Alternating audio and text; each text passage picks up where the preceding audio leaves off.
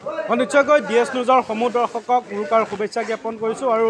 ৰাজ্যৰ বিভিন্ন প্ৰান্তৰ লগতে নগাঁৱতো দেখিবলৈ পোৱা গৈছে মাছৰ বজাৰসমূহত এতিয়া গ্ৰাহকৰ ভিৰ পৰিলক্ষিত হৈছে আৰু মোৰ সহযোগী আৰু সামগ্ৰিক পৰিৱেশ দেখাব আৰু ইতিমধ্যে যদি আপুনি চাই দেখিব যে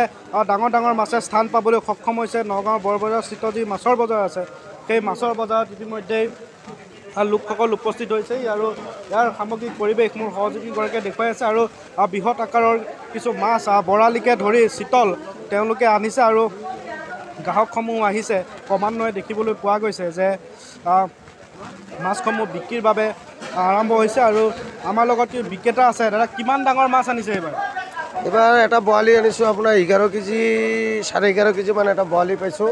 আৰু আৰি এটা পাইছোঁ 8 কেজি ওজন এনেকুৱা ডাঙৰ মাছ আৰু পোৱা নাই মূল্য কিমানমান নিৰ্ধাৰণ কৰিছে আপোনাৰ ধৰক না এই ডাঙৰটো আপোনাৰ ধৰক না আমি 800 টকা কিনি আনিছোঁ আমি ধৰক না 850 900 টকাৰ ভিতৰত গোটা বেছি কাটা হ'লে 1000 টকা বেচিব লাগিব মাথাটো বাদ হ'ব নিশ্চয়কৈ গ্ৰাহক উপস্থিত আছে আমি গ্ৰাহকৰো কিছু মন্তব্য ল'ম আৰু দাদা মাছ কিনিবলৈ আহিছে উৰুকাৰ নিশা একেলগে খাবৰ বাবে কি ক'ব আহিলোঁ দামটো অকণ বেছি কৈছে আমি 6 কেজিমান ওজনটো চাইছোঁ 800 টকা কেজি কৈছে একেলগে খাওঁ বন্ধু বান্ধৱ সকলো আহিছোঁ খাওঁ বুলি আৰু কি ক'ব দাদা উৰুকাৰ নিশা একেলগে খাম বুলি আজি মাছ ক্ৰয় কৰিবৰ বাবে আহিছে সকলো ভোগালী বিহু উলগ জনালোঁ অসমবাসী ৰাইজৰ কাৰণে আমি আজি আহিলোঁ উৰুকা বজাৰ মাছ এটা খাম বুলি আহিলোঁ আপোনালোকলৈও থাকিল শুভেচ্ছা বিহুৰ শুভেচ্ছা থাকিল ভোগালী বিহুৰ নিশ্চয়কৈ এনেদৰে লোকসকল আহিছে আৰু মাছৰ বজাৰত ইতিমধ্যে ক্ৰমান্বয়ে যদি আপুনি চাই দেখিব যে ভিৰ পৰিলক্ষিত হৈছে আৰু এজন এজনকৈ এনেদৰে গ্ৰাহকসকল আহিছে আৰু তেওঁলোকৰ মনৰ পচন্দৰ যি মাছটি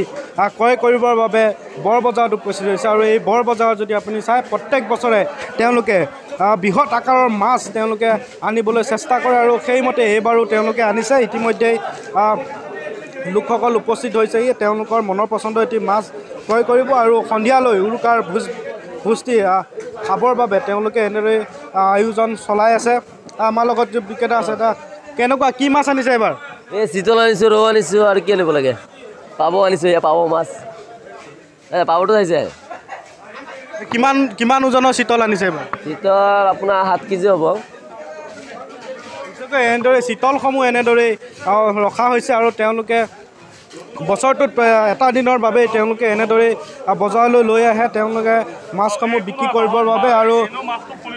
প্ৰত্যেক বছৰে যদি আপুনি চাই দেখিব যে বৰ বজাৰত এনেদৰে মাছৰ ভিৰ পৰিলক্ষিত হয় মানুহৰ ভিৰ পৰিলক্ষিত হয় তাৰ সমান্তৰালকৈ আপুনি যদি চাই দেখিব যে বৰ বজাৰত এনেদৰে এটা আৰি দেখিছোঁ আৰি এটা বৃহৎ আকাৰৰ আৰি আছে আৰু চিতল আছে এনেদৰে যদি আপুনি চাই বৃহৎ আকাৰৰ ভকুৱা আছে এনেদৰেই বজাৰখনত যদি আপুনি চাই ডাঙৰ ডাঙৰ মাছে বৰ্তমান ভৰি পৰা পৰিলক্ষিত হৈছে আৰু এনেদৰে আৰিসমূহ তেওঁলোকে সাজু কৰি ৰাখিছে সজাই ৰাখিছে আৰু জীয়াই থকা মাছ তেনেদৰে লৈ অহা পৰিলক্ষিত হৈছে বজাৰত আৰু এইবাৰ গ্ৰাহকৰ কেনেকুৱা সঁহাৰি লাভ কৰিম বুলি আশা কৰিছে চাওঁ কি হয় এইবাৰ গ্ৰাহকেতো ধৰক না কম বেছিকৈতো বেচিব লাগিব আৰু গ্ৰাহকৰ সুবিধামতে বেচিব লাগিব আৰু যিটো লিগেল আছে হয় এনেদৰে যদি আপুনি চাই যে নগাঁও মীন বিভাগে ইতিমধ্যে দান নিৰ্ধাৰণ কৰি দিছে আৰু সেইমতেই তেওঁলোকে বজাৰত মাছসমূহ বিক্ৰী কৰিবৰ বাবে ওলাই অহা পৰিলক্ষিত হৈছে আৰু ডিএছ নিউজৰ সমূহ দৰ্শকক উৰুকাৰ শুভেচ্ছা জ্ঞাপন কৰিছোঁ আৰু ৰাজ্যৰ বিভিন্ন প্ৰান্তৰ সমান্তৰালকৈ মই নগাঁৱৰ পৰা ডিএছ নিউজৰ দৰ্শকসকলক মাছৰ বজাৰৰ কিছু পৰিৱেশ দেখুৱালোঁ আৰু অনাগত দিনত যে কালিলৈ যি মেজি প্ৰজ্বলন কৰা হ'ব সেই তাৰো দৃশ্য ডিএছ নিউজৰ সমূহ দৰ্শকে চাই থাকিবৰ বাবে চাই থাকক ডিএছ নিউজ 24/7